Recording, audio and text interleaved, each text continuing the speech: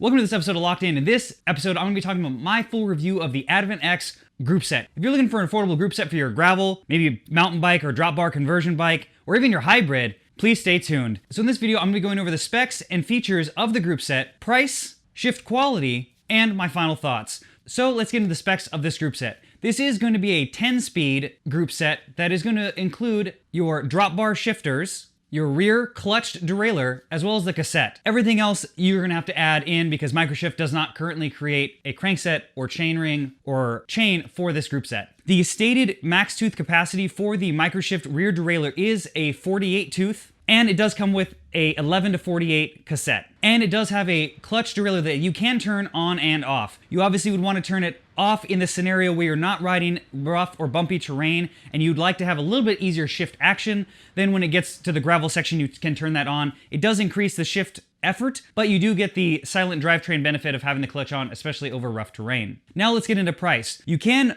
spec this group set out with a flat bar trigger shifter or the drop bar shifters that you see in my video. The trigger shifter is around $30. The drop bar shifters are $175. The cassette is going to run you about $80. And the rear derailleur is going to come in at $75. So if you're going to be buying this in the road or gravel or drop bar configuration, plan to spend about $330. Now when you're watching this video, currently it is basically out of stock everywhere, so availability is somewhat difficult at the moment. Now let's get into shift quality. This system is going to be very simple as far as how it shifts. You're going to have your basic 2 brake levers front and rear that are fixed, and I do prefer that, similar to a SRAM system, because you can't actuate the brake and shift at the same time like you can sometimes with Shimano or a Sensa group set. Then you're going to have 2 shift paddles on your right. Since this is a 1x drivetrain, you're not going to have paddles on your left shifter. So your long big paddle is going to be basically what you're going to use to get an easier gear, and you can do multiple clicks with it, as well as you do have a paddle above that that is smaller for your harder gears or faster gears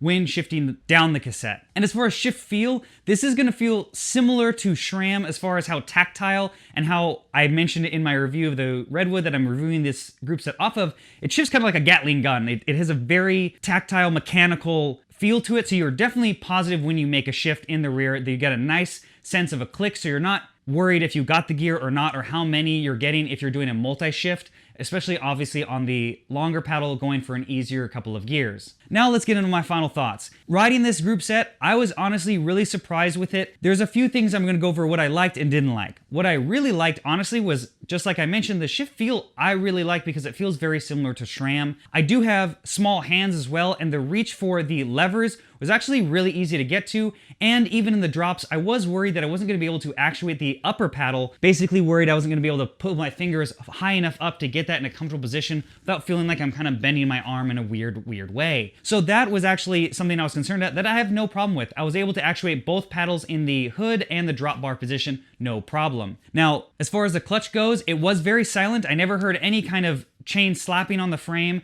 I did ride it with the clutch off, but realistically, that bike, I'm going to be predominantly riding off-road, so I shifted it with the clutch on about 95% of the time. I did turn it off, and you do notice, I'd say about a 10 to 15% reduction in shift effort. So if you are riding the road, or maybe you feel like it's a little too hard to maybe get to a couple of gears, you could try that and see if it helps, but again, you're going to lose the feature of having the clutch.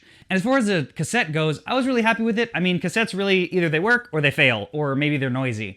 This had no problems. I cleaned it a few times during the miles of testing. Everything seemed to be good. No premature wear or anything like that, because obviously this is going to be subjected to a lot of dirt around where I'm at. It's very dusty in California. So I didn't put it through rain and mud, but it seems to be holding up pretty well. And I do like that it is a very lightweight cassette, even at this price point. It's floating around 415 grams or so, and that's going to be closer to the ultralight cassettes you're going to see, especially in this range. Now, things that I didn't like so much were the aesthetics of the road bar shifters. I'm not a huge fan of. They kind of grow on you after a while, and with the exposed cable routing on the side, you kind of forget about it after you ride the bike for a while. The only way this might be kind of a nuisance is depending on if I was going to go bike packing with this bike, depending on the style of bag, it may get in the way. There are some other cable route options that you could do with it to try to move it out of the way, but realistically, it never really bothered me after you ride it a few times. But that's really it. I think this is a great option for another affordable group set, and I know people are going to ask, in the comments below, what about this versus the Sensa group set? I'm going to be doing a full comparison video. I may do it in a live stream because there's a lot of little different intricate facts between the two that are really different. There's definitely pros and cons for both group sets. And lastly, another one downside is because it is 10 speed, there is a more limited option as far as cassette range that you can go to. Obviously, if you go to 11, you have those 11 to 50 tooth cassettes, or even bigger potentially. So going 10 speed, it is going to be a little bit harder or more challenging to find a bigger tooth cassette than the 48. And I know that obviously MicroShift states that it maxes at a 48, but if you look at the Marin Gestalt, I believe that's how you pronounce it, that actually comes with an OEM cassette from Sunrace that's an 11 to 51, and it works on that bike. Now, unfortunately, that is a cassette you cannot buy secondhand. I don't know if anyone's going to eventually make it, or maybe Sunrace will, to upgrade if you want even more climbing gear with this group set. So keep in mind, it might be a little bit harder to find a wider range tooth cassette or just another 11 to 48 because MicroShift is essentially one of the few that's making that exact size. And like I mentioned before, it is hard to get a hold of these components right now. So lastly, I definitely would recommend this if you're looking to upgrade your bike, if it's an older mountain bike or something you want to do a drop bar conversion on, or even a hybrid, honestly, and you're just looking to simplify the drivetrain, slightly modernize it, especially if it's a 7, 8, or 9 speed bike. I think this is a great option for the affordable price point that it does offer. Again, with the only real downside of obviously cassette options if you can't source one directly from MicroShift or a reseller of MicroShift components. So I hope you like this video. Please comment below if you have any more questions about this group set. I am in my comments every single day, try to answer them as quickly as possible.